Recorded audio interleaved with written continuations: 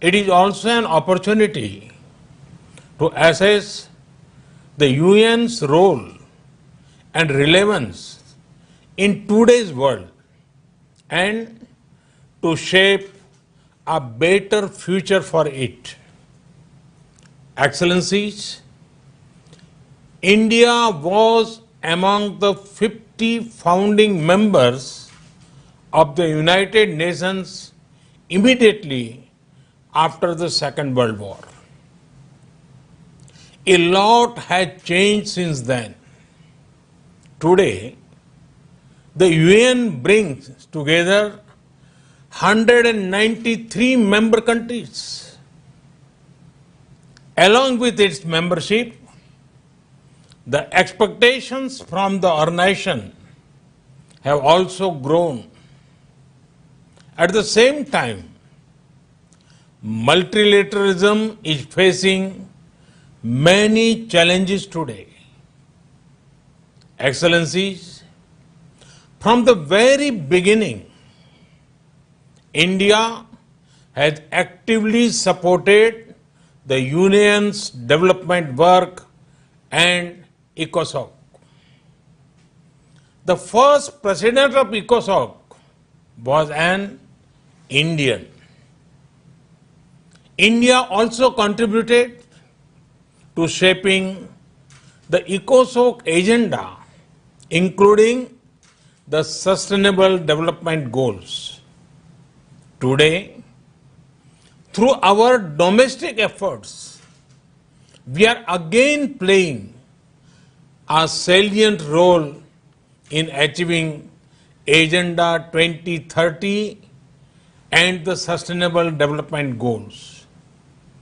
We are also supporting other developing countries in meeting their Sustainable Development Goals. Excellencies, India is home to 1/6 of humanity. We are mindful of our weight and responsibility. We know that if India succeeds in achieving its development objectives, it will go a long way in achievement of global goals.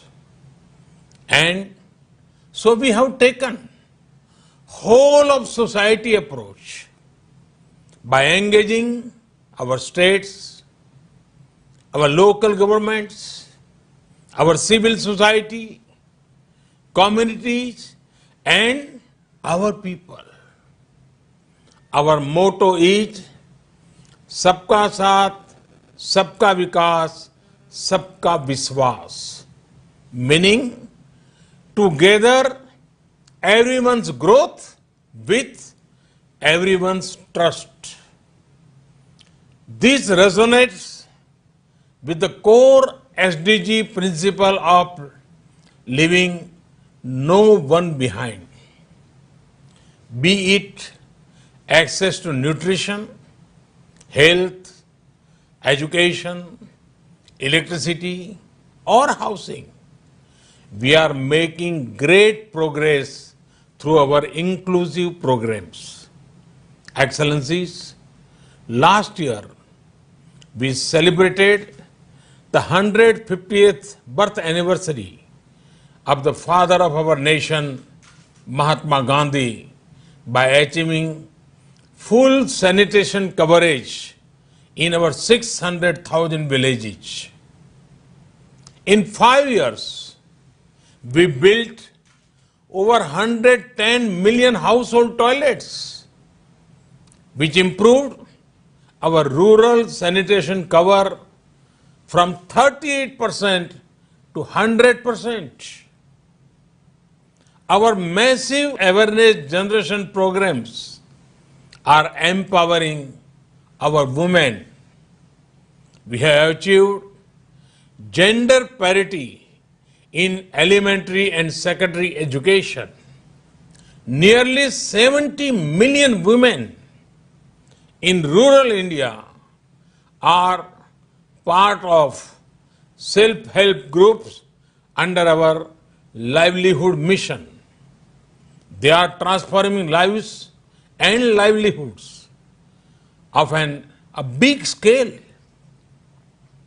Over 1 million women are elected representatives of our local governments, leading the process of participatory development.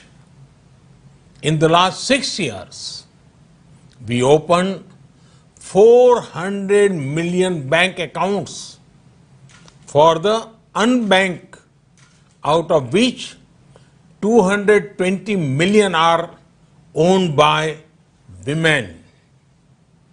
We have leveraged the power of technology for financial inclusion.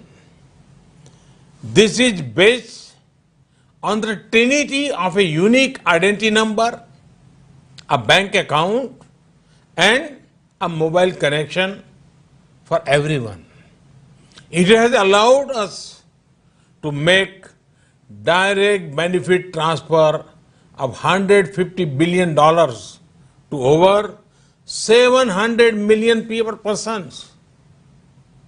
Our food security program reached 830 million citizens.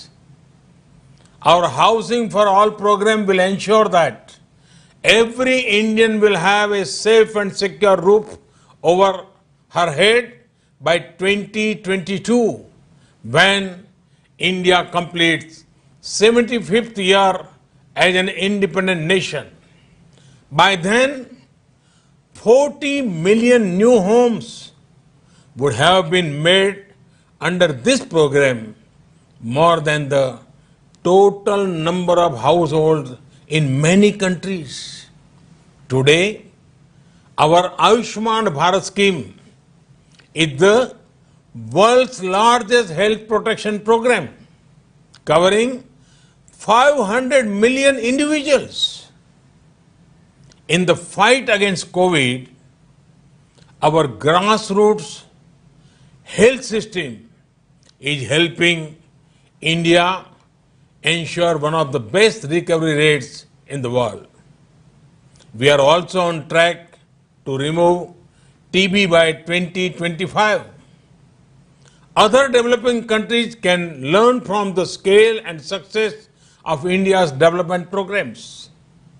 And for the technologies and innovations we have deployed, it is this realization that underpins India's own development partnership with the global South. Excellencies, while marching forward on the path of development, we are not forgetting our responsibility towards our planet. Over the past few years, we have reduced 38 million tons of carbon emissions annually. This was achieved by electrifying our villages, providing clean cooking fuel to 80 million poor households, and introduction of energy efficient measures. We have set a target to install 450 gigawatt of renewable energy and restore 26 million hectares of degraded land by 2030. We have an age-old tradition of living in harmony with nature. We launched one of the largest campaigns for cleanliness and discourage usage of single-use plastic. Internationally, our initiative to set up the International Solar Alliance was a practical manifestation of climate action. Similarly, the Coalition of Disaster Resilience Infrastructure brings together all relevant stakeholders for a comprehensive approach.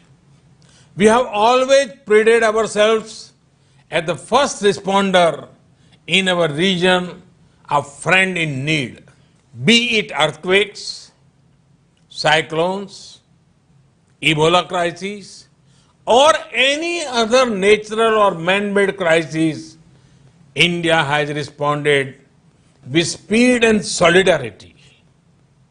In our joint fight against COVID, we have extended medical and other assistance to over 150 countries. We also helped create a SARC COVID emergency fund in our neighborhood. Excellencies, the COVID-19 pandemic has severely tested the resilience of all nations. In India, we have tried to make the fight against the pandemic a people's movement by combining the efforts of government and civil society. We have given the highest priority to reach benefits to poor households.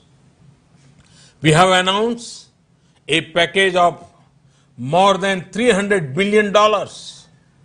It will bring the economy back on track, build modern infrastructure, and put in place a technology-driven system.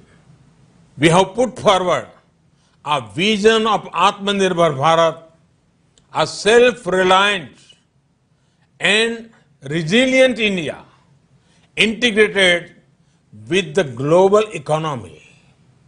Excellencies, India firmly believes that the path to achieve sustainable peace and prosperity is through multilateralism. As children of planet Earth, we must join hands to address our common challenges and achieve our common goals. However, multilateralism needs to represent the reality of the contemporary world. Only reform multilateralism with a reform United Nations as its center can meet the aspirations of humanity.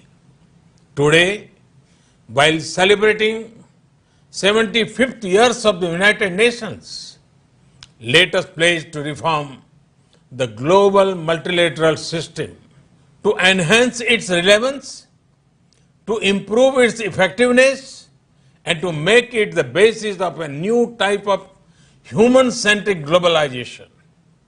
The United Nations was originally born for the furies of the Second World War. Today, the fury of pandemic provides the context for its rebirth and reform. Let us not lose this chance. Excellencies, India has been elected to the United Nations Security Council at this very important time. With our deep commitment to maintaining global harmony, to improving social economic equity, and to preserving nature's balance, India will play its role in full support of the UN agenda. Namaskar. Thank you very much. Thanks.